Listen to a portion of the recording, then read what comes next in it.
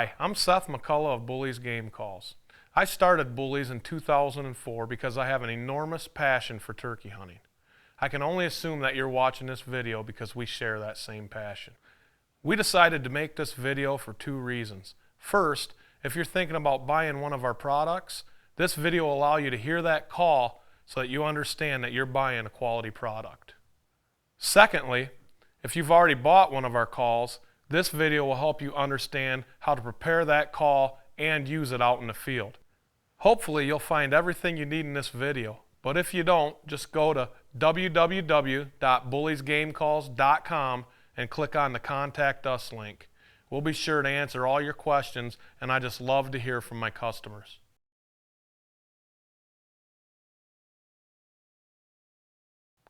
Mouth calls are the calls that really drive people crazy. Everybody wants to know how to use a mouth call. Just like anything else, a mouth call takes an awful lot of practice. You got to pick it up, use it, and practice all the time. Okay, I'm going to go through right now a little bit about using a mouth call. First thing you want to do on a mouth call is put it so your longest reed is up. Every mouth call has 2, 3, or 4 reeds. When you're using a multi-reed mouth call, the longest reed has to go up. You put a mouth call in your mouth with the open end of the horseshoe facing out towards your front teeth. You want to seal the mouth call up to the roof of your mouth. When you do that, you hold the mouth call up there with the middle of your tongue. If my hand is the tongue, you want to use the middle of the tongue to hold that mouth call up there. If you use the tip of your tongue, it's going to tickle your tongue and drive you crazy. So when you're doing it, use the middle of your tongue. You want to seal that mouth call to the roof of your mouth. And the first thing you want to do is bring air from your diaphragm and bounce it off the bottom of that call. When you bounce that air off the bottom of the call, hopefully you're going to get any kind of sound. If you can get a sound, you can eventually get a turkey sound. The first thing you want to do is get used to having that mouth call in your mouth. So put that thing in there, get it on the roof of your mouth, and just get used to having it in there. Once you can do that without gagging, then what you want to do is try to achieve a sound. Once you achieve a sound, it's time to start working on controlling that sound. Controlling that sound goes like this. The first thing you want to do is you want to get a high-pitched key or whistle out of that call. That's the first part of making a turkey yelp. So when you put that call in your mouth, you've achieved your sound. Then I want you to achieve a high-pitched sound, something like this.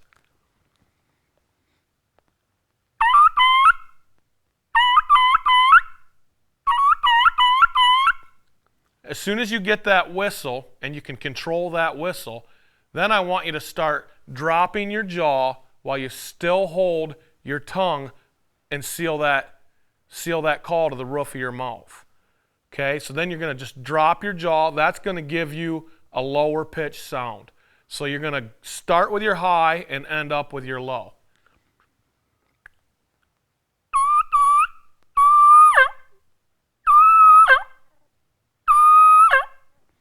Okay, once you can get a high and a low, you speed that rhythm up, you put those two sounds together, and that gives you your successful turkey yelp.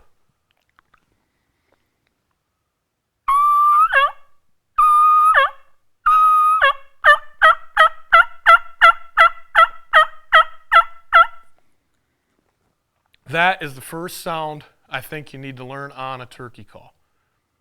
The second call I want you to learn on a diaphragm call is the cluck. The cluck is a very simple turkey call, and to do it, you can use a lot of different words. You want to say putt, cut, butt. One of those words works better probably for you as an individual than others. I like to say but when I do it. And what you want to do is put that call in your mouth, seal it up there, and then you're just going to pop that air from your diaphragm off that call. And when you get it, it's going to sound like this.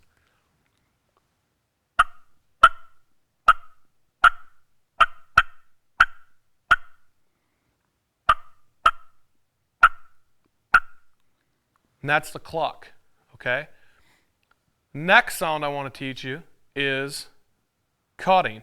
And when you're cutting on a mouth call, it's like a cluck, but you want to get just a little bit sharper, and you want to do a sporadic, broken up rhythm. Okay, it's going to be start out a little bit slower, get fast, and that pace is going to go up and down, up and down, up and down as you do that cutting. And hens do that noise all the time when they're excited. It's a great call to get a gobbler to yelp, or get a gobbler to gobble, and you just put that call in your mouth and let it rip.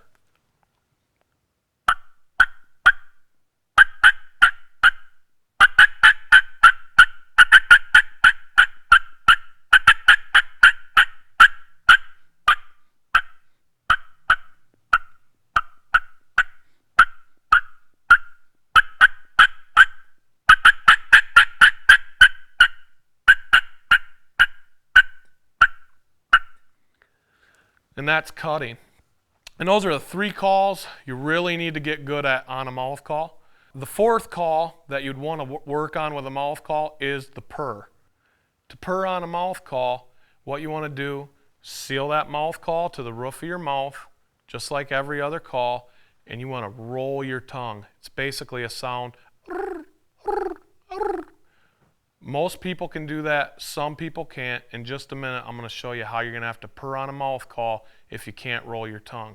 First, I'm going to show you how to purr on a mouth call if you can use your tongue.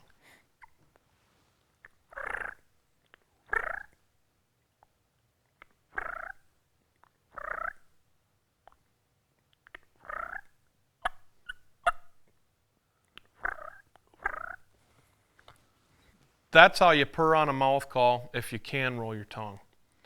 If you can't roll your tongue, you're going to have a little bit tougher time because you got to use your lips. And basically, you're going to put the mouth call in your mouth and with your lips. And that's hard to do. That's hard to control. Anybody can get a loud purr doing it that way. It's hard to make a nice, soft, subtle purr. And here's how you do it on a mouth call. It's tough to do, and it goes like this.